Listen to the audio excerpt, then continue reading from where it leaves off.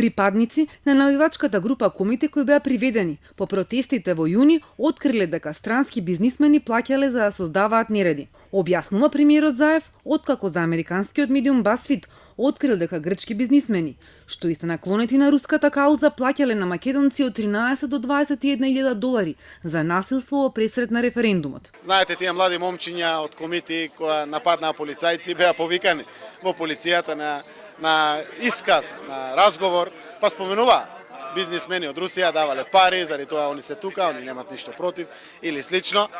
Јас само уште еднаш ќе потврдам. Македонија е мала земја, сака да гради пријателство со сите, вклучително и со Руската Федерација. Знаејќи го тоа целото, мораме само уште еднаш да потврдиме, нема алтернатива за Република Македонија освен полноправното членство во Европската унија и НАТО. За разлика од премиерот, првиот човек на полицијата вели дека не сака да спроведува истрага преку медиуми. Не открива колку бизнисмени се во прашање, ниту која е врската на македонска почва.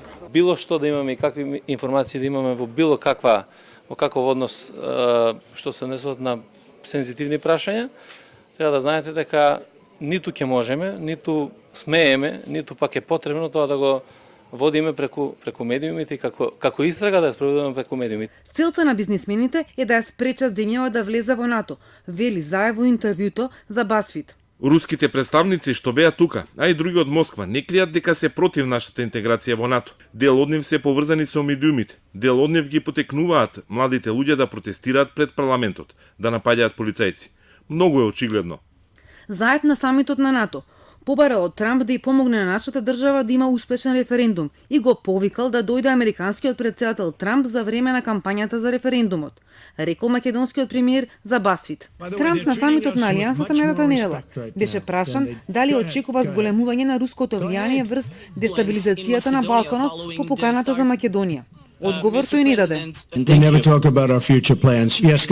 Пред самитот на НАТО, Грција протера руски дипломати, кои според објавеното во медиумите се обиделе да влијаат врз повеќе чувствителни прашања, меѓу кои преговорите за името.